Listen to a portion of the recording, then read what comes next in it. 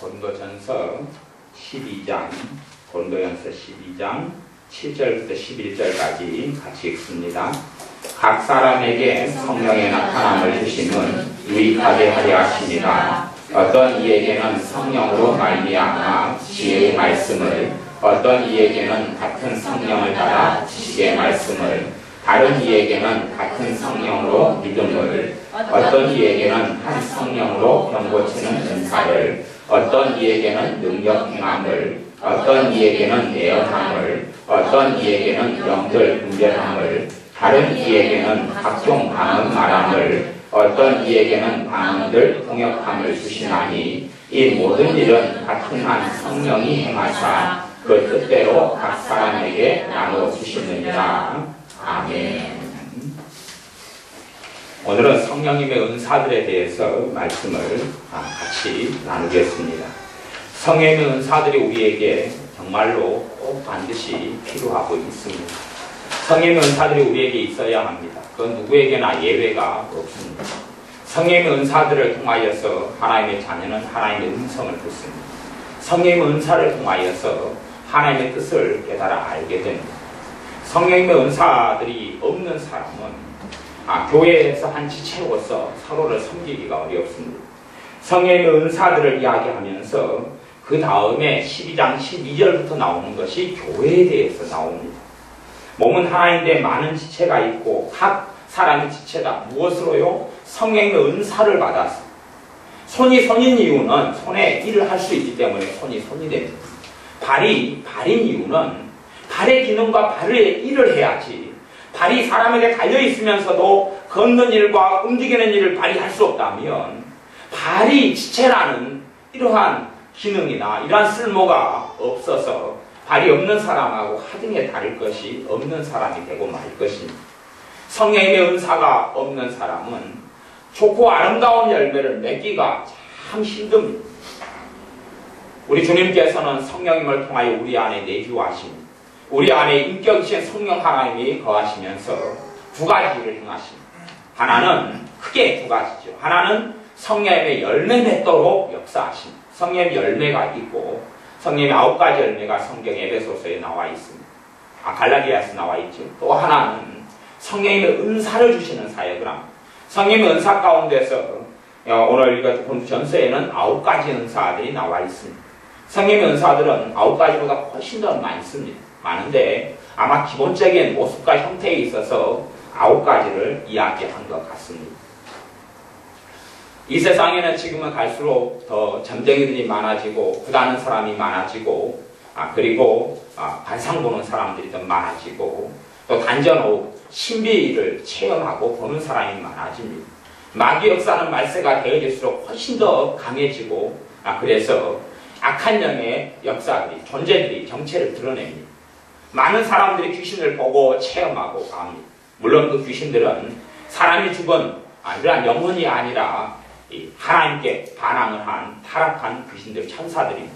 그들이 악한 영들이고 귀신들인데 사람들에게 신의 모습으로 사람들에게 어떤 전능한 모습으로 거짓하고 나타나고 그리고 행합니다. 그런데 이 악한 영들의 역사를 받고 아는 사람들은 뭔가의 신비를 가지고 있습니다. 뭔가의 가짜지만 모조품이지만 신비를 가지고 있어요.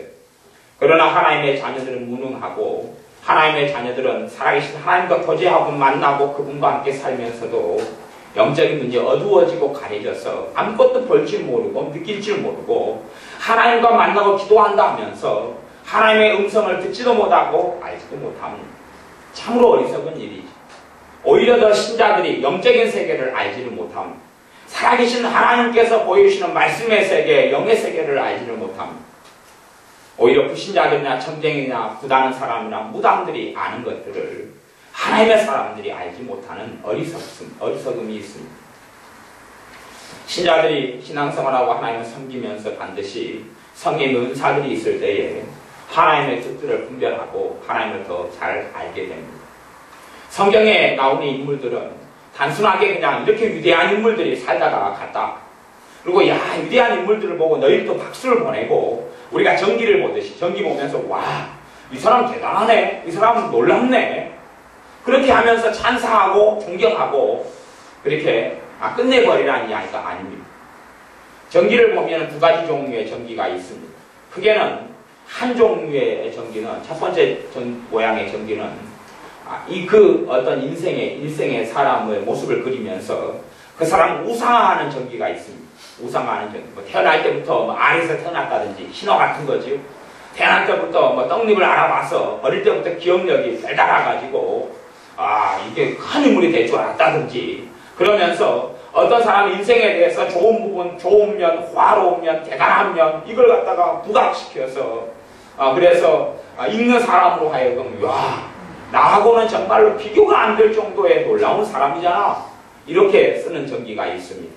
또 하나의 전기는 그 놀라운 일을 하고 아름다운 인생, 멋진 인생을 살다간 사람이지만 그 사람의 약점, 단점, 문제점, 그래서 전기를 읽는 사람이 알게 됩니다. 이 사람이 나보다도 못한 어린 시절을 보냈잖아. 나보다도 불효한 사람이었네. 나보다도 못 배웠잖아. 그런데 어떻게 이런 인생을 살아갔지? 그래서 그렇구나. 나도 이 사람 못지않은 인생과 삶을 살 수 있겠는데 하는 전기가 있습니다. 어떤 전기가 옳고 바른 전기냐 하면 두 번째 전기가 옳고 바른 전기입니다. 첫 번째 전기, 사람이 다 우상하나 대단하고 탁월하다, 이런 전기가 많은 부분에서 진실을 가려버리고 거짓되게 만듭니다. 성경에 하나님의 사람들이 무수하게 나와 있지만 퍼펙트하고 완벽한 사람은 거의 드러나지 않습니다. 거의 없고 대다수는 흠이 많고 결점이 많고 문제가 많은 사람으로 나오고, 그리고 성경 인물들 가운데 가장 탁월하게 살아간 한 사람에 대해서 성경 야고보서에서 증거하기를 그 사람은 너희하고 차이가 없는, 너희와 성경이 같은 사람이었다 라고 이야기합니다. 그 사람이 엘리야 선지자입니다. 엘리야 선지자는 하나님께서 너무나 기뻐하시는 삶을 살았기 때문에 죽지 않고 하나님께서 데려가신 사람입니다. 죽음을 보지 않고, 육체의 죽음, 인생의 죽음을 보지 않고 산채로 하나님께서 천국에 데려가신 사람이 엘리야 선지자입니다. 그 선지자에 대해서 너희하고 차이가 별로 없는 사람이다 라고 말씀하고 있습니다. 그런 관점에서 성경에 나오는 위대한 인물들이나 놀랍게 인생을 산 사람들을 볼 때에 우리는 반드시 느끼고 알고 생각해야 합니다. 하나님께서 이런 사람이 살아갔던 삶을 살기로 원하는구나. 대신 백새가 혼세를 따라가려면 가랭이가 찢어지는데 도무지 불가능한데, 지렁이가 꿈틀꿈틀하고 기어가는데 지렁이가 가는 것을 호랑이가 가거나 사자가 가는 그런 걸음처럼 절대 안 되잖아요. 하나님이 나를 지렁이로 만들어 놓고 너희는 사자같이 뛰어가라, 호랑이같이 해라, 독수리같이 날아가라 그런다면 하나님 말이 되는 소리를 하십시오 할 겁니다. 하지만 하나님께서는 그렇게 안 해놓으시고, 그리고 성경에 있는 인물들을 통하여서 너희도 같은 삶을 살 수 있다, 너희도 그보다 더 아름다운 삶을 살 수 있다라고 말씀하시는 것입니다. 그렇게 볼 때 성경의 인물들이 도대체 어떻게 위대한 삶을 살았느냐 하는 겁니다. 성경의 인물들의 위대한 삶과 아름다운 삶은 그들이 잘나서가 아니라, 그들이 대단해서가 아니라, 그들에게 놀라운 재능이 있거나 아니면 대단한 학식이 있어서가 아닌 것을 발견하게 됩니다. 그리고 우리는 꼭 발견해야 됩니다. 성경의 인물들은 하나님의 은사를 통하여서 위대한 삶을 살았습니다. 하나님의 은사를 통하여서 아주 아름다운 열매를 맺었습니다. 창세기부터 보면 하나님의 은사를 받은 사람이 창세기 뒤쪽에 보면 한 40장, 41장, 42장 이런 데 쭉 보면 요셉이라는 사람이 등장합니다. 요셉이 17살 때에 꿈들을 꾸기 시작합니다. 17살 때 어떤 꿈을 꾸기 시작하냐 하면, 배추단이 있는데 배추단에서 내 배추단이 똑바로 서고 나머지 배추단, 형들, 엄마, 아빠, 어머니, 아버지 배추단이 서가지고 내 앞에 절을 합디다 하는 꿈을 꿉니다. 두 번째 꿈을 꾸었습니다. 그것은 별들이 있고 해와 달이 있는데 자기가 어떤 그 중에 하나의 별인데 해와 달이 엄마 아빠를 상징하죠. 어머니 아버지. 어머니 아버지가 내 앞에 엎드리고 다른 별들도 형들이 엎드립니다 하는 꿈을 꿉니다. 두 가지 꿈을 꾸지요. 그리고 그 후에 요셉이라는 17살 된 청소년이 형들에게 팔려서 노예로 끌려갑니다. 다른 나라 타국살이, 애국, 이집트에서 살아갑니다. 이미 17살이 되었을 때에 이 요셉이란 아이가 17살이지만 우리나라로 이야기하면 고등학교 2학년 정도, 1학년 이렇게 만으로 우리는 안 세고 태어날 때부터 나이를 세기 때문에 우리보다 좀 더 한 살 정도 많다 이렇게 볼 수 있습니다. 내 고등학교 2학년 정도 나이, 그 나이 정도 되었는데 이미 17살 때 하나님의 은사를 받았던 것을 볼 수 있습니다. 그 은사가 꿈꾸는 은사, 꿈꾸는 은사. 꿈을 꾸고 꿈을 해석하는 은사를 받았던 걸 볼 수 있습니다. 그리고 이제 요셉이 이 노예 생활을 합니다. 노예 생활을 하다가 좀 잘 나가는 노예였는데 모함을 받아서 다시금 감옥에 들어갑니다. 감옥 생활을 한 3년을 합니다. 3년을 하는 동안에 감옥에 누구도 들어왔냐 하면 왕의 당시에 이집트라는 제국에 가장 왕의 측근이 2명 있었는데 그 2명, 한 명은 술 관원장, 또 한 명은 떡 관원, 음식을 만드는 관원장, 이게 책임지는 총괄하는 관원장이 들어왔습니다. 그들이 꿈을 꿨어요. 그 꿈의 내용을 요셉이 해석해 줍니다. 한 사람은 3일이 안 돼서 죽을 거고 한 사람은 다시 풀려나서 왕에게 인정받는 그 자리에 권위를 회복하고 다시 돌아갈 것이고 한 사람은 목배에서 죽을 것이다 라고 꿈의 내용을 해석해 줍니다. 그리고 잘된 사람, 감옥에서 풀려나가지고 다시금 옛날 직위를 회복하는 술관원장에게 당신이 그렇게 되면 내가 억울해서 지금 감옥에 갇혀있는 나 좀 기억해달라고 그렇게 이야기합니다. 그러나 그 술관원장은 까마득해 요셉을 잊어버리고 맙니다. 그러다가 이제 바로 왕이 아주 번민이 되는 아주 마음의 고통이 있는 꿈을 2개를 꿉니다. 연차로 이어서 이삭의 7개의 풍성한 이삭이 있다가 나중에 삐쩍 말린 이삭 7개 이삭을 잡아먹어버리고 암소가 뚱뚱하고 아주 잘 좋은 탐진 암소가 있다가 7마리 그러다가 그 다음에 삐쩍 마르고 하는 암소 7이 나타나서 뚱뚱하고 살찌고 아주 건강한 탐스러운 암소를 잡아먹어버리는 그리고 마음이 번뇌가고 고통이 오는 꿈을 2개를 꿉니다.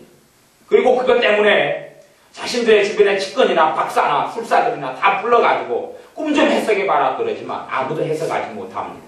이럴 때에 술관원장이 생각이 납니다. 옛날에 내가 감옥에 있을 때 나한테 꿈 해석해줬던 그 멀리서 팔레스틴에서 팔려온 그 노예 소년이 하나 있었는데 그 아이가 하나 있었는데 그러면서 왕에게 요셉의 이야기를 합니다. 요셉을 왕이 불러서 물어봅니다. 그것이 제가 읽어보면 그렇습니다. 바로가 요셉에게 이르되 내가 한 꿈을 꾸었으나 그것을 해석하는 자가 없더니 들은즉 너는 꿈을 들으면 능히 푼다더라. 그렇게 이야기하면서 내가 이런 꿈을 꾸었는데 좀 풀어봐라. 그럴 때에 하나님께서 요셉에게 꿈의 내용을 풀어주셔서 꿈의 내용이 여차여차합니다. 이야기합니다. 그러면서 꿈의 내용대로 지금 이집트하고 전 세계에 기근이 닥쳐오는데 먼저 7년 풍년이었고 그 다음에 더 끔찍한 7년 기근이 오는데 대비하고 준비하소서 미리 방비를 해야 됩니다 하니까 바로 이집트의 왕인 바로가 그래? 그러면 그것을 총괄하고 맡은 책임을 너가 해라 그러면 너 할 수 있지? 너가 해 하면서 왕의 자기의 다음 자리인 총리를 요셉을 시킵니다. 요셉이 그 자리에 설 수 있었던 것은 하나 은사입니다. 꿈을 꾸고 해석하는 은사입니다. 그렇게 보면 하나일 수 있고 2개일 수도 있습니다. 어쨌든 하나이든 2개이든 꿈 때문에 그렇습니다. 꿈 때문에. 요셉이 더 많이 배웠던 아이는 아닙니다. 더 많이 배웠던 사람은 아닙니다. 요셉은 꿈 때문에 그렇습니다. 꿈. 우리가 아는 다니엘이 있습니다. 다니엘은 대단한 사람입니다. 다니엘이 청소년 때 팔려갑니다. 포로로 팔려가서 느부갓네살 왕을 섬기게 됩니다. 그럴 때에 요셉이 청소년 때 하나님을 경외하고 하나님을 섬겼는데 하나님께서 요셉이 하나님을 경외하고 하나님을 섬김을 보고 요셉에게 축복하셨는데 몇 가지 축복을 하셨습니다. 다니엘이죠. 다니엘이 있었어요. 다니엘하고 다니엘 3 친구가 있었는데 사드락 메삭 아벳느고하고 다니엘 그렇게 4명입니다. 4명에게 하나님 축복하셨어요. 4명이 하나님을 섬기고 하나님을 경외했습니다. 그 중에서 아마 다니엘은 훨씬 더 특별하고 유별났던 모양이에요. 성경에 보면 다니엘에게 또 다니엘의 3 친구에게 하나님께서 학식과 지식, 문학 이런 것을 능하게 할 수 있는 지혜를 주셨다고 나옵니다. 그러니까 지혜도 하나님으로부터 받았어요. 선물을 다니엘이 받았고 다니엘 3 친구가 받았습니다. 거기에 더해서 다니엘에게는 어떤 은사를 주셨냐 보면 이상과 몽조를 깨달아 알 수 있는 은사를 주셨다. 그렇게 성경에 기록되어 있습니다. 이상과 몽조라는 것은 꿈과 꿈을 해석하는 그런 은사를 주셨다는 이야기입니다. 그렇게 한 다음에 이제 느부갓네살 왕이 꿈을 꾸고 그 꿈을 요셉이 기도하여서 해석을 합니다. 하나님께 꿈에 대한 응답을 받습니다. 우리는 그것을 기억해야 됩니다.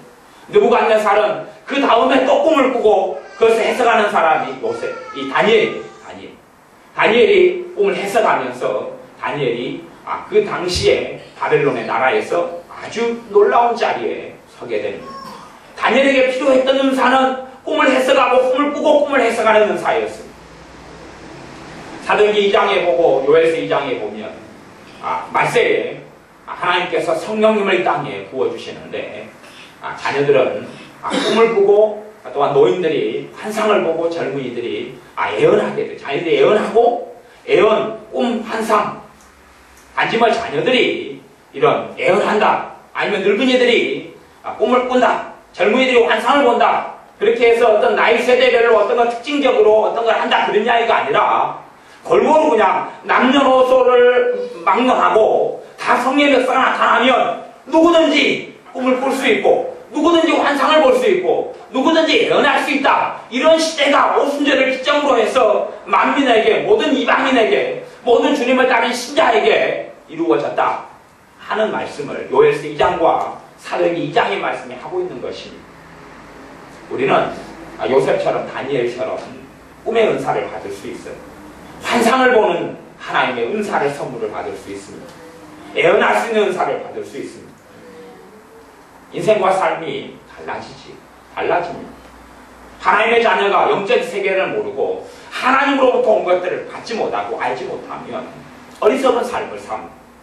그때 되면 사실은 신자가 그냥 종교인으로 전락하고 맙니다. 너 하나님 믿어서 너 보는 게 뭐냐? 아는 게 뭐냐? 하나님과 만난 것이 뭐가 있냐? 하나님의 음성을 어떻게 들었냐? 할 이야기가 없습니다. 몰라. 열심히 기도한다고 하고 예배드린다고 드리는데 모르겠는데 그럽니다. 베드로가 시몬 피장의 집에서 기도하고 있는데 비몽사몽간에 환상이 열리고 환상의 내용은 어떤 가정, 어떤 사람에 대한 것, 사실은 이방인들에 대한 복음의 역사를 보여주는 건데 짐승, 부정한 짐승과 정한 짐승의 환상을 봅니다. 그리고 베드로가 이 환상의 내용이 무엇이냐 궁금해합니다. 그리고 이제 환상의 내용에 따라서 그 다음에 사건과 일들이 파노라마처럼 펼쳐집니다. 그리고 베드로는 알게 됩니다. 환상의 내용이 이것이었구나. 하나님께서 원하시는 모든 사람에게 하나님께서는 꿈을 꾸게 해주실 수 없습니다. 하나님이 원하시는 모든 사람에게 환상을 보여줄 수가 없습니다. 반드시 아셔야 됩니다. 하나님은 그렇게 할 수 없습니다. 그렇게 할 수 있다면 하나님은 신자에게 원하시고 주시고자 하는 게 너무 많습니다. 너무 많을 겁니다. 우리가 어려움을 당하면 내일 어려움이 당할 일이 있잖아요. 내일 교통사고가 있어요. 아니면 암을 빨리 지금 진단하면 초기고 문제가 없고 아니면 그 안에 내가 음식을 뭔가 하나 영양분이 부족해가지고 몸에 문제가 와요. 하나님 보여주면 되잖아요. 꿈으로, 환상으로. 왜 안 보여주죠? 왜 모르죠? 왜 알지 못하죠? 그렇게 하실 수 없기 때문에 그렇습니다. 그렇게 할 수 없기 때문에 뭐가 있어야 돼요? 통로가 있어야 돼요. 통로. 말씀하실 수 있는 통로가 있어야 돼요. 통로가 은사들이에요. 은사들. 왜 하나님께서 요셉을 통하여 꿈을 해석하게 합니까? 요셉만 해석할 수 있었기 때문에 그렇습니다. 왜 다니엘입니까? 다니엘의 세 친구 사장메삭 아벳느고도 있었는데요. 하나님을 경외하는 더 많은 사람이 있었을 터인데요. 왜 하필이면 다니엘이죠? 다니엘만 꿈을 꾸고 다니엘만 꿈을 해석할 수 있습니다. 그 왕의 주변에 있는 사람 가운데서는 다른 사람은 없습니다. 은사를 받은 사람을 통해서만 하나님께서는 말씀하실 수 있는 것입니다. 아셔야 합니다. 물론 성령의 다른 감화, 감동은 제가 예외로 하고 이야기합니다. 성령님께서 뭘 역사하시고 감동하시고 감화하시는 하나님의 음성이 있습니다. 하지만 그것은 거의 대부분 정확도가 굉장히 떨어져 버려요. 정밀도가 떨어지고 틀릴 때가 너무 많습니다. 사람은 감정의 동물이어서 감정 따라 살아갑니다. 내 감정은 항상 왜곡되고 변질됩니다. 감동으로 하시고 역사하셔서 하나님께서 감동을 주시는데 틀릴 때가 너무 많아요. 그냥 어떨 때 오면 확 이게 맞겠다 와가지고 막상 뚜껑을 열고 그렇게 해봤더니 나중에 결과가 안 좋고 열매도 안 좋고 그때 내가 받은 게 맞는 거였을까 틀린 거였을까 알쏭달쏭하고 아닌 것이 많아져요. 감동은 그렇게 사실은 많이 틀리고 그러집니다. 그러면서 오히려 하나님을 원망합니다. 하나님 이렇게 하라고 그래가지고 내가 했는데요. 이러이러한 감동이 와가지고 했는데요. 왜 이런 결과가 나타납니까? 사실은 잘못 들은 것입니다. 내 왜곡된 가치관, 내 잘못된 생각으로 잘못 들은 것입니다. 신자는 성령 은사들이 있을 때에 그것이 하나님이 역사하시는 통로가 되고 알게 되는 통로가 되는 것입니다. 사도 바울도 어디로 복음을 전해야 될지 사도 바울이 아시아에 복음을 전하려고 애를 썼는데 길이 막혔어요. 환상을 보았는데 환상 가운데 마게냐 사람이 나타납니다. 손짓을 이리 와라 이리 와라 이리 와라. 그러니까 환상을 본 다음에 사도 바울이 하나님께서 마게도냐의 복음을 먼저 전하라고 하는 것이구나. 그리고 마게도냐에 먼저 복음을 전했더니 복음의 문이 활짝 열렸습니다. 마게도냐에 전한 다음에 그 다음에 아시아, 그 다음 순서로 아시아로 갑니다. 하나님께서 인도하시는 좋은 곳으로 가니까 복음의 문이 먼저 열리고 아름다운 열매를 거둘 수 있었습니다. 사도 바울이 환상을 볼 수 없었답니다. 그건 은사가 있는 겁니다. 모든 신자들이 환상을 볼 수 있는 게 아닙니다. 요에서 2장, 사도행전 2장은 모든 신자가 남녀 모아서 빈부 귀천을 막론하고 환상을 보고 꿈을 꾸고 예언할 수 있다고 되어 있습니다. 그러나 그럴 수가 없습니다. 왜 그러느냐? 그 은사들을 받은 사람만 그렇다는 이야기입니다. 받는 것은 누구나 할 수 있다고 이야기하는 것입니다. 받은 자가, 환상을 받은 자가, 그 은사가 있는 자가 환상을 보고 꿈을 꾸는 그 은사가 있는 자가 꿈을 꾸고 예언을 하는 은사가 있는 자, 그 은사가 받은 자가 예언이 나오는 것입니다. 그렇지 그게 없는 사람은 되지 않는다는 이야기입니다.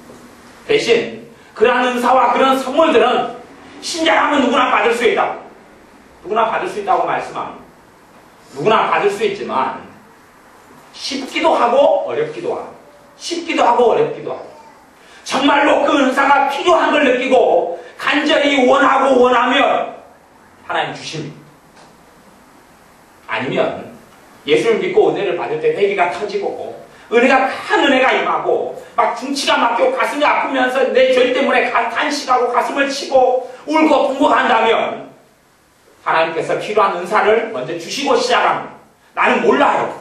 무슨 은사가 필요한지 내 인생의 삶에 하나님의 어떤 은사가 필요한지 모릅니다. 그런데 내 죄 때문에 내가 울고 통곡하고 가슴을 치고 하나님 뜻대로 살기 위해서 발버둥 치고 눈물을 흘리고 그러면서 성령의 역사가 임하면 은사가 같이 주어집니다. 그렇게 해서 신앙생활을 시작하는 사람도 있습니다. 아니면 중간에 그렇게 될 수도 있습니다. 근데 대부분의 신자들은 자신의 죄 때문에 통곡하지도 않고 울지도 않고 가슴을 치지도 않습니다.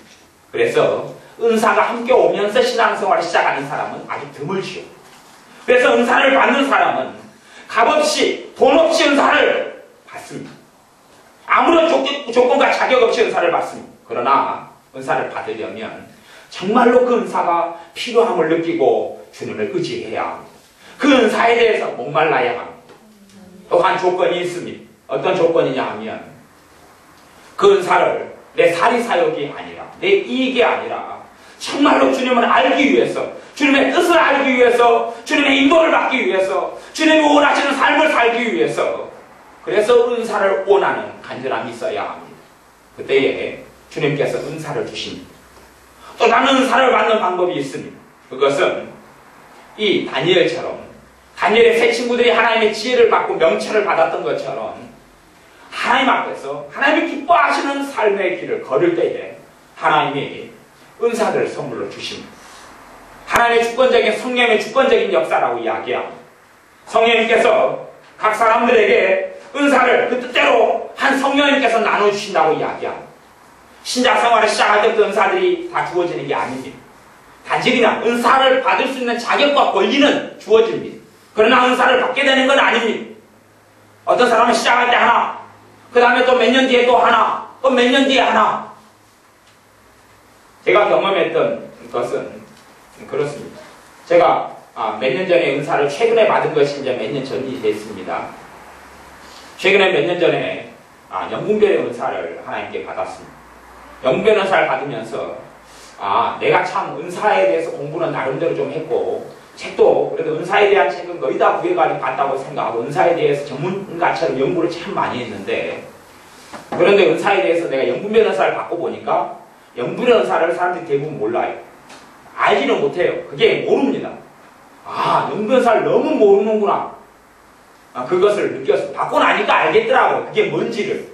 근데 받기 전에는 몰라요. 영분별 은사를. 옛날에 제가 영분별 은사를 받기 전에 그랬습니다.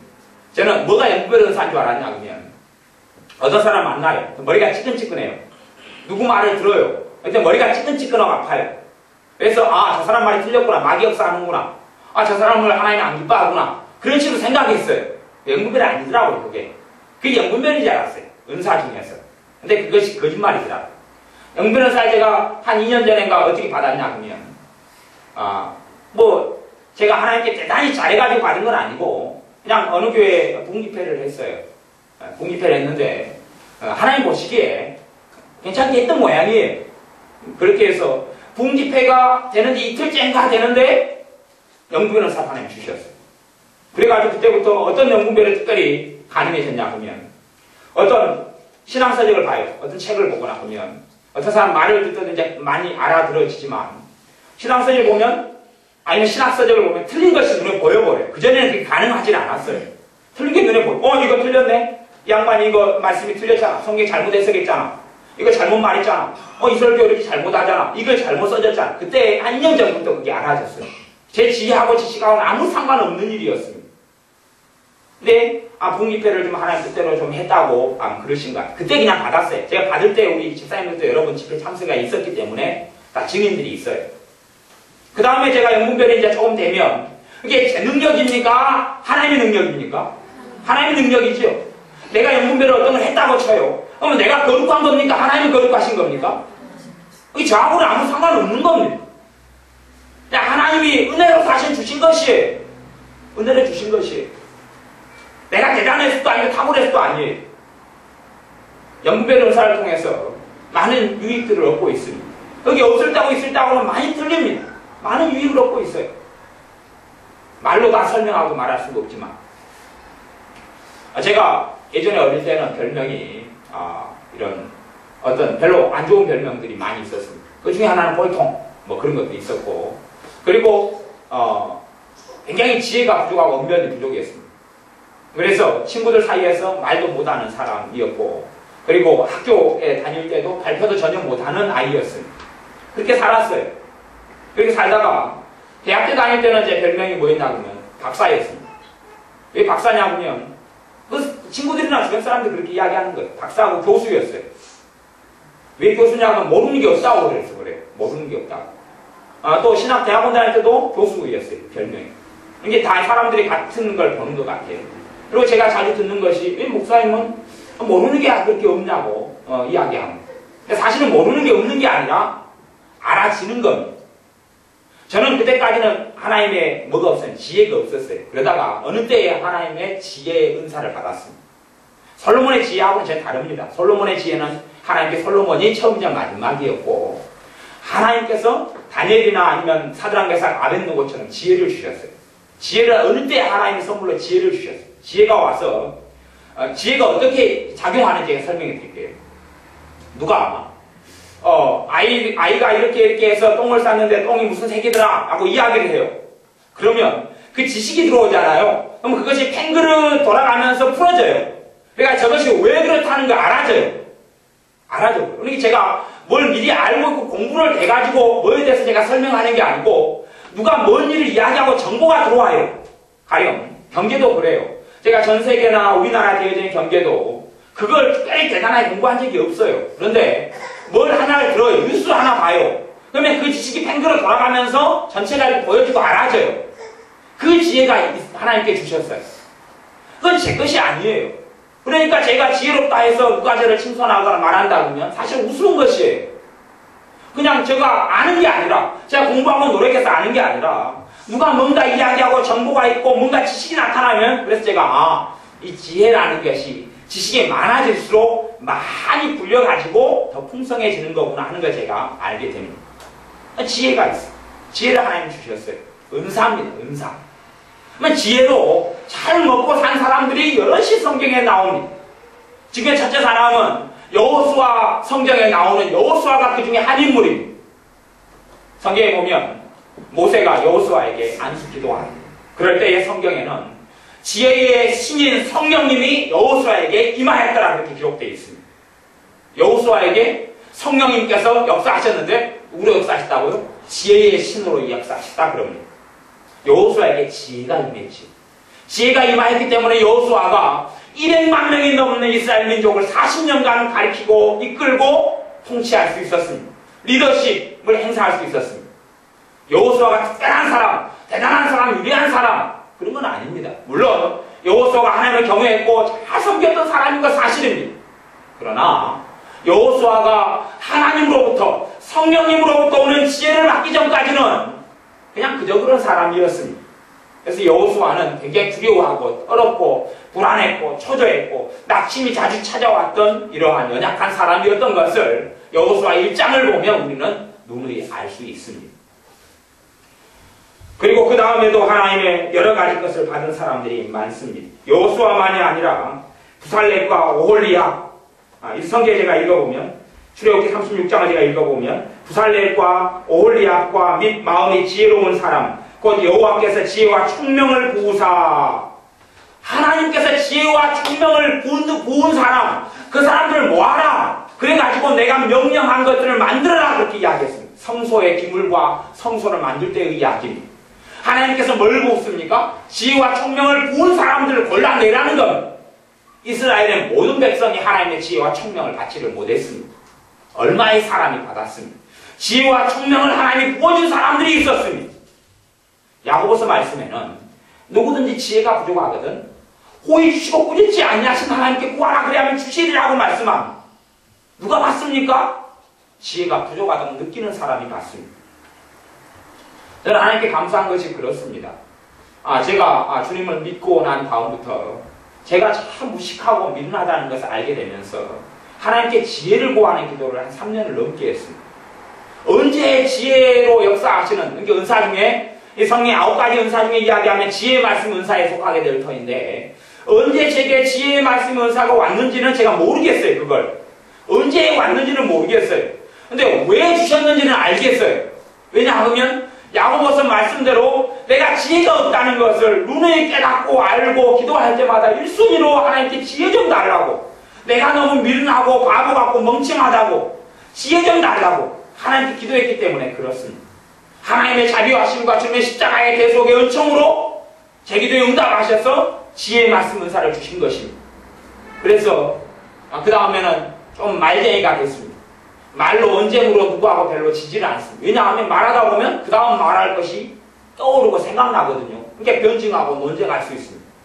제가 다른 사람보다 학식이 많거나 공부는 책은 좀 봤습니다. 그러나 가방끈이 유난히 많이 길거나 아니면 대단한 박사학위가 있거나 그런 게 전혀 아닙니다.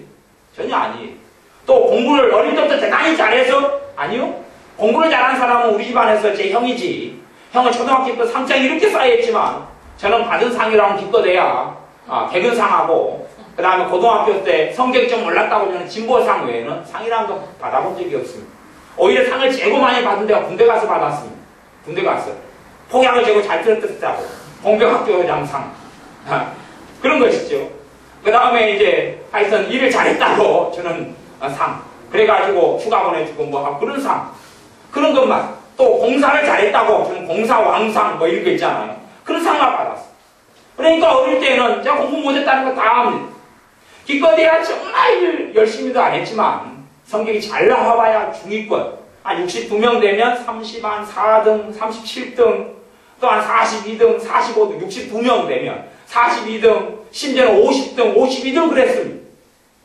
그러다가 예수님을 믿고 난 다음에 지혜가 조금 오기 시작했던 것 같아요. 지혜의 말씀 은사까지는 아닌데 지혜가 조금 오기 시작해서 그 다음부터 성격이 올라갔습니다. 근데 좀 때가 늦었지. 기초가 부실하잖아. 기초가 너무 부실해. 늦었어요. 고등학교 2학년 때 이제 머리가 좀 튀기 시작했어요.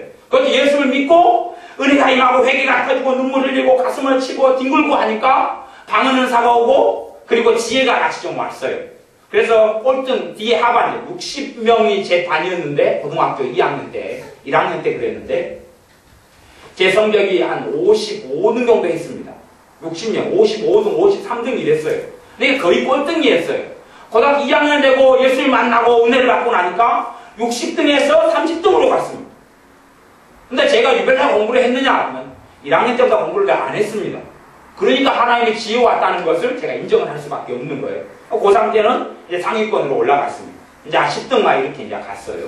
그러니까 아주 이제 잘하게 됐지요. 그렇게 됐습니다. 하나님께 지혜를 주셨어요. 그 다음에 이제 지혜를 계속 또 구했어요. 그랬더니 그것하고 다른 양상의 지혜 말씀 은사를 주셨어요. 그것 때문에 사실은 남들 보기에 야 괜찮게 야 저 사람 똑똑하네? 저 사람 많은 걸 아네? 하는 이야기를 듣습니다.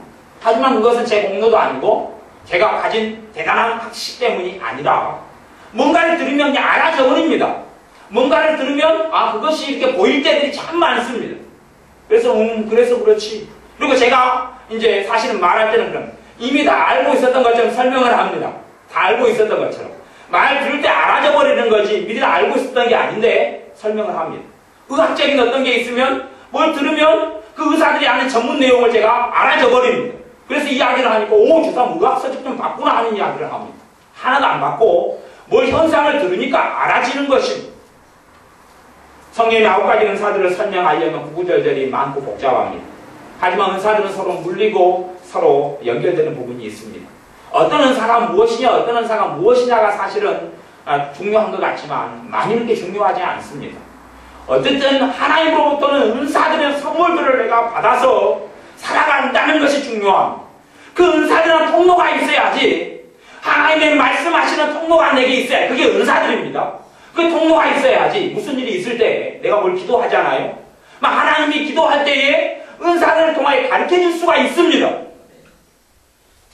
교회에 꿈으로써 요셉 같은 은사, 다니엘 같은 꿈의 은사를 받은 사람이 있고 그 은사가 하나님께 아름답게 살아감으로 잘 가꾸어져 있다면 언제든지 오늘 밤이라도 정신된 낮잠 자다가도 하나님 꿈을 통해서 말씀하실 수 있어요.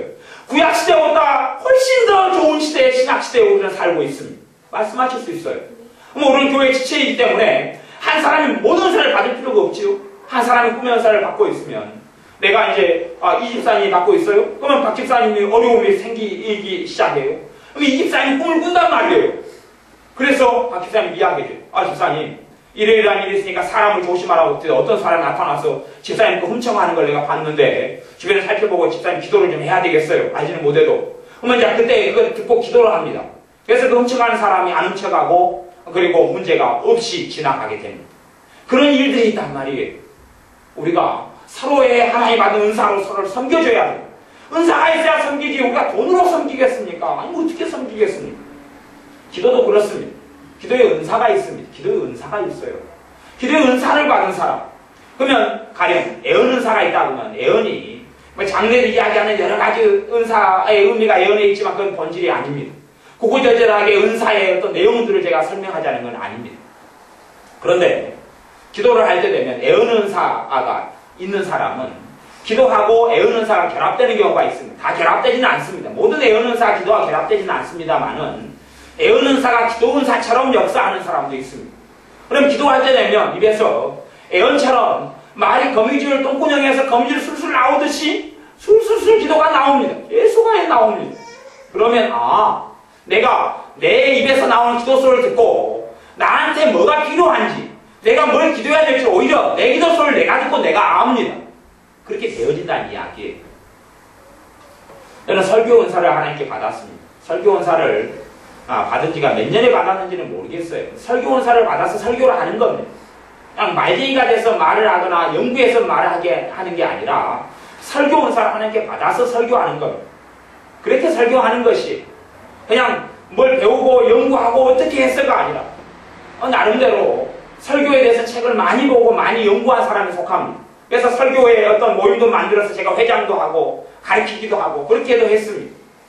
또 설교에 대한 책들은 구할 수 있는 대로 다 구해서 어떻게 하면 설교 잘할까 또 돈을 갖다가 수십만 원 또 100만 원까지도 써가면서 설교 학교를 다녀보기도 했습니다. 그런데 그렇게 해서 설교를 사실은 배운 것은 아닙니다. 그거랑은 전혀 다른 거예요. 그렇게 돈 주고 배웠다면 내가 야, 돈 투자했더니 값어치를 하네 할 겁니다. 근데 돈 주고 가봤는데 오히려 더 범인만 생기고 번뇌만 생기고 그리고 얻는 것보다 잃는 게 더 많았습니다. 오히려 그냥 잠이 안 오는 것이 내가 아는 거, 내가 깨달은 것하고 가르치는 것이 너무 틀리고 돈은 투자해놨고 하는 것 때문에 번민을 느꼈습니다. 근데 설교 은사가 와서 성령님께 역사하시니까 가르치고 말하는 것과 다른 방향으로 흘러가지만 하나님께서 주시는 것을 나름대로 은혜 주시는 대로 이렇게 나눌 수가 있게 되었습니다. 신자들의 삶 속에 성령 은사가 반드시 필요합니다. 주의 종이나 목회자여서가 아니라 모든 사람. 하나님이 말씀하시는 통로가 있어야 한다는 이야기입니다. 가르쳐주시는 통로가 있어야 합니다. 능력 행하는 은사가 누가 있다. 이 성령의 9가지 은사에 능력 행하는 은사가 있습니다. 능력 행하는 은사가 있다면 이 사람이 은사가 있으면 마약을 끊어버릴 수가 있습니다. 예수님의 이름으로 마약은 끊어질지어다. 항상 그렇게 되지 않고 이 사람이 주는 거 환기가 좋으면 은사가 될 충만히 없어. 하나님의 통로, 하나님의 도구가 더 된다는 이야기죠. 마약은 끊어질지어다. 마약이 끊어져버려요. 알코올, 수량의 알코올 중독이 끊어질지어다. 끊어져버려요. 우리 교회에는 능력하는 은사를 받은 사람이 아무도 없습니다. 아무도 없어요. 그러니까 그렇게 섬겨야 될 지체가 없는 것이 이 9가지 성령의 은사 가운데 능력하는 은사가 이 기적을 행하는 사람, 기적. 이 은사에 속하는 것은 종류별로 시리별로 틀리는데 기적행하는 은사 가운데 다양한 기적행하는 은사가 있습니다. 이 능력행하는 은사인데 심지어 팔이 잘라졌습니다. 팔이 없지요. 팔이 없는데 예수님의 이름 팔이 생겨날지어다. 팔이 생겨버려요. 이게 잘라져가지고 있던 게. 그런 일들이 현 시대에 일어나고 있습니다. 그런 은사를 받은 사람이 있고요. 예전에 스미스 위글스워스라는 목사님이 있었는데 이 목사님 어떤 사람이 이 발이 잘려져가지고 목발을 하고 다녔어요. 목발. 그러니까 옛날 시대인데 발이 지금처럼 인조 이런 발이 좋은 게 아니었고 나무 목발이었어요. 나무 목발. 그래서 그분이 그 나무 목발 하는 분에게 이야기했습니다. 가서 신발 구두를 한 켤레 맞춰 신으시오 그랬습니다. 그러니까 성질을 하지요. 내 이 한쪽은 구두인데 나한테 구두를 맞춰 신으라니요. 시키는 대로 하시오 그랬어요. 그래서 가서 구두 양수한테 가서 구두 맞춰달라고 그랬지요. 그러니까 막 힘있게 쳐다보면서 그래도 맞춰달라고 하니까 구두를 이 나무다리에 맞는 구두를 맞춰줬습니다. 맞춰주는 순간에 나무다리가 진짜 나를 변했다고 그래요. 사실이고 증인들이 있고 이게 기록으로 다 나와 있습니다. 그게 능력 행하는 은사, 기적 행하는 은사입니다. 기적 행하는 은사예요. 병 치유하고는 좀 다릅니다. 병을 고치는 것하고는 좀 다른 은사입니다. 그런 은사가 우리 가운데 있으면 참으로 얼마나 많은 기적과 이적이 필요합니다. 그 기적과 이적이 나타나는 것이지요. 그런데 기적하는 은사가 모든 쪽에 다 커버되는 건 아니고 한 분야만 해당되는 거예요. 한 분야 쪽에만. 그러니까 우리에게 어찌됐든 간에 그 은사가 있다면 사람의 힘으로 돈으로 학식으로 재능으로 되지 않는 것이 그렇게 가능하도록 돕고 섬길 수 있다는 이야기입니다. 요즘에 얼마나 인터넷 중독이 많습니까? 인터넷 중독이 그래서 중독된 아이만 해도 30만 단위가 넘어간다 그러면 어떻게 해결할 줄은 모릅니다. 안 끊어지고 정리가 안 됩니다. 게임 중독 너무 많습니다. 최근에는 게임 중독에 빠져있던 어떤 청년이 군대 가가지고 이런 사이버 테러를 막는데 사용되고 있다고 너무 좋다고 그러지만 사실은 그것은 어쩌다가 잘 풀린 경우고 나머지는 다 게임 중독 때문에 성질이 혈기가 나고 문제가 있고 극단적이 되어지고 아이가 인생이 망쳐져 버리고 맙니다. 능력 행하는 사, 기적 행하는 사를 가지고 있다면 예수님의 이름으로 게임 중독 끊어질지어다 사라져버린다니까요. 사라져버린다니까요. 그게 필요하지 않습니까? 그게 필요하지 않습니까? 우울증이 얼마나 많습니까? 우울증을 해결할 때 우울증을 모르겠어요. 이것이 치유의 은사에 들어가지 능력 행하는 은사에 들어가지 모르겠습니다. 그런데 우울증을 치료하는 은사가 있어요. 우울증을 고치는 은사가 있단 말이에요. 3년 동안 약 먹으면 몸에 힘을 빼버리고 사람을 바보로 만들어버리고 우울증 약이에요. 치료제는 없습니다. 우울증 치료제는. 어떻게 물질 현상계에 있는 물질이 정신을 치료할 수 있겠습니까? 불가능한 일이에요. 예, 우울증은 정신의 문제가 결부되어 있기, 정신과 뇌의 문제, 마음의 문제, 감정의 문제, 가치관의 문제하고 결부되어 있기 때문에 약으로는 고칠 수가 없는 것이에요. 그런데 우울증을 고치는 은사가 있습니다. 병 고치는 은사에 속할런지 능력 행하는 은사에 속할런지는 모르겠어요. 하지만 우울증을 고치는 은사가 있어요. 그 은사를 가진 사람이 있을 때에 얼마나 많은 사람들의 우울증을 고칠 수 있겠습니까? 이렇게 할 때 하나님의 영광이 나타나는 것이, 내가 돈이 있어요. 이번에 어떤 대형교회 목사님이 60억을 장학금 사업을 한다고 자기가 번 60억을 내놨다 그럽니다. 상상이 안 되는 돈이죠. 60억을 어떻게 벌었는지는 모르겠어요. 60억을 내놨다 그래요. 그러면 그 돈 때문에 그분이 영광을 받습니다. 그렇죠? 얼마나 대단한 분이 간데 평생 뼈 빠지게 모은 돈으로 장학금에 내놓았을까?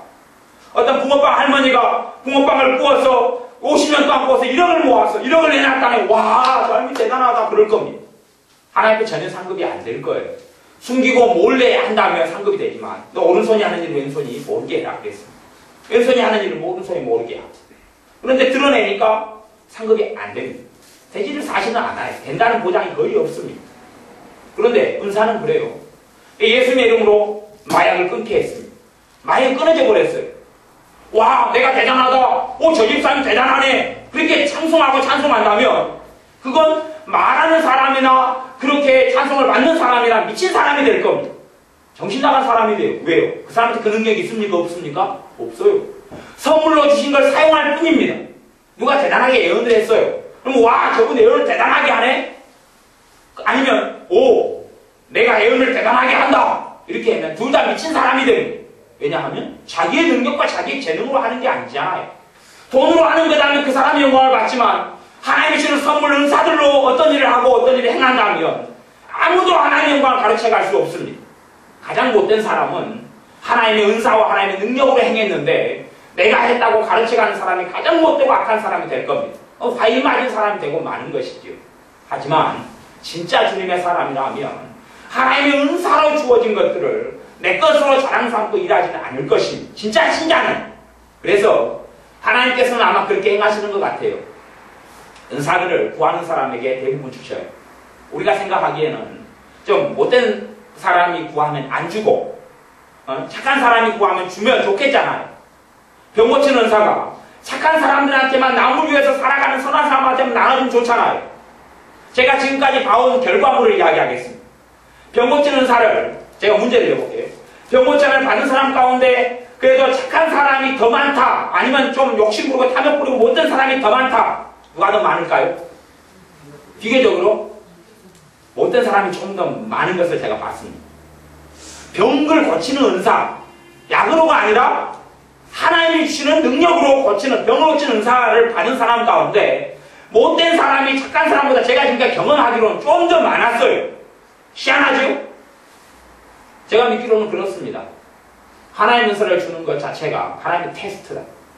네가 진짜 신자인지 가짜 신자인지 그걸 통해 하나님을 확인하려고 하십니다. 너 열매로 내가 알 것이다. 은사를 줘봐요. 병 고치는 은사는 능력을 줘봐요. 자기의 진실을 드러냅니다. 드러내요. 그 은사를 가지고 자기가 영광을 받고 자기의 이익을 위해 쓰면, 자기의 명령과 명성을 위해 쓰면 너 가짜지. 주님께서 판명하시고, 주님께 정말 영광 돌리면 너 진짜구나. 누가 병 고치는 은사를 남 병 고쳐주고 돈 받는 데 썼어요. 그러나 해서 손해가 있습니까? 없습니까? 하나님 편에서는요. 손해가 전혀 없어요. 지가 돈을 받아먹었지만 어쨌든 하나님 병 고친 역사가 나타났잖아. 병원에서 안 되는 걸 됐고, 하나님은 그 사람에 대한 시험인 것이. 그래서 무수히 많이 은사를 받고 악하게 살아가는 사람들은 사실은 하나님의 시험에 떨어지고 그가 하나님의 참된 자녀가 아니고 신자가 아니라는 걸 드러낸 것에 불과할 뿐입니다. 그러나 참된 하나님의 자녀인 우리는 성령의 은사들을 받아야 됩니다. 하나님이 말씀하시는 통로들, 하나님이 전달하시는 통로들, 하나님이 은혜 주는 통로들을 받아야 내가 다른 교우들을, 교회를, 다른 신자들을 섬길 수가 있습니다. 절대 우리는 참 착각하고 어리석은 사람이 많았어요. 은사가 아닌 것들, 아닌 모독품들, 아니면 쉽게 일어나는 어떤 감동들, 그런 걸 가지고 은사라고 착각하는 경우도 참 많습니다. 제가 영분별 은사를 받아보니까 영분별이, 그 전에 제가 영분별이 은사라고 생각했던 게 다 아니었던 진실이 밝혀져 버렸던 거예요. 제가 그러니까 영분별 은사에 대해서 95년도 정도부터는 제가 알았다고 생각했습니다. 몇 년도까지요? 지금 2011년이니까 2009년까지는 알았다고 생각했어요. 몇 년 동안요? 1995년부터 2009년까지니까 9년 더하기 5년이니까 14년 동안은 제가 알았다고 생각했지요. 2년 전에 완전히 내가 착각했구나, 바보였구나, 멍청하구나. 하다 보니까 알겠던 거예요. 그 아니었던 것이죠. 그런 것처럼 받기 전까지는 다 모릅니다. 그러니까 여러분에게 제가 구구절절에 이런 산이 이 뜻이고 이런 산에 이런 내용이 나타난다고 설명해 줘봐야 여러분이 받기 전까지는 모릅니다. 하지만 여러분이 어쨌든 받아야 한다는 것만은 진리고 사실입니다. 하나님의 은사를 받을 때에만이 신자가 신자답게 섭니다. 성경에 그렇게 나와 있어요. 고린도전서 4장에는 이렇게 나와 있어요. 하나님의 나라는 말에 있지 아니하고 오직 능력에 있습니다. 하나님의 나라로 살아가는 하나님의 자녀들, 하나님의 백성들이 말만 잘하는 사람이야. 진짜 하나님의 능력을 가진 사람이 되어야 되고, 하나님의 나라는 하나님의 능력이 나타남을 통하여서 하나님의 나라가 증명되고 많은 사람이 하나님께 나올 수 있다고 이야기하는 것입니다. 경건의 모양은 있으나 경건의 능력은 부인하는 자니 이 같은 자들에게서 내가 돌아서라. 겉으로만 예배드리고 겉으로만 기도하고 겉으로만 찬양하고 하나님을 섬기는 것처럼 아는데 모양은 있는데 기도는 해요. 그럼 경건의 능력은 뭡니까? 기도를 하면 기도의 능력이 나타나야 되잖아요. 찬양을 하면 뭐의 능력이 나타나야 됩니까? 찬양의 능력이 나타나야 돼요. 감사를 하면 입으로만 똑같이 다 감사할 수 있어요. 하지만 진짜 감사하는 사람은 감사의 능력이 나타나고, 진짜 예배하는 사람은 예배의 열매가 나타나고, 그 경건의 능력이 없는 사람들은 돌아서나 저 가짜야. 저 사람들 예배드리고 기도하고 찬양하는데 가짜야. 저 사람들. 왜? 경건의 능력이 없는 사람한테는 어째 하라고? 돌아서라고. 등 걸려버려 라고 디모데에게 사도 바울을 통해 하나님께서 말씀하시는 것입니다. 하나님은 사랑의 하나님이면 공의의 하나님입니다. 거룩하신 하나님입니다. 이런 자들에게만 등을 돌리는 것입니다. 우리의 삶 속에 경건의 능력이 있어야 하나님의 은사들을 사모하고 받도록 기도하십시오. 그래야 그 은사들을 통하여 하나님 말씀하실 수가 있어요. 신자가 신자다워질 수 있습니다. 정말로 주님을 따르는 사람다운 삶을 살아갈 수가 있습니다. 기도하겠습니다. 아버지 하나님, 신자가 참으로 하나님께 영광을 돌리기 위하여서는 성령님께서 주시는 은사들이 필요합니다. 무엇보다 은사가 필요하다는 절박함과 절실함을 우리가 느낄 수 있도록 주님 도와주옵소서. 그리하여서 간절히 구하는 자에게 은사를 주시오며 주님의 뜻대로 성령의 뜻대로 나눠주시오며 우리가 주님 앞에서 하나님을 경외하고 경건하게 살아가서 주님께서 인정하시는 자, 뜻대로 나눠주시는 자가 또한 되어지도록 축복하여 주옵소서. 성령의 은사들을 통하여 첫째는 하나님을 영화롭게 하고 두 번째는 우리의 삶 속에 하나님의 뜻을 알아 하나님을 기쁘시게 하며 주님을 따라가며 순종해가는 자녀들이 우리가 되게 하옵소서. 예수님의 이름으로 기도하옵나이다. 아멘.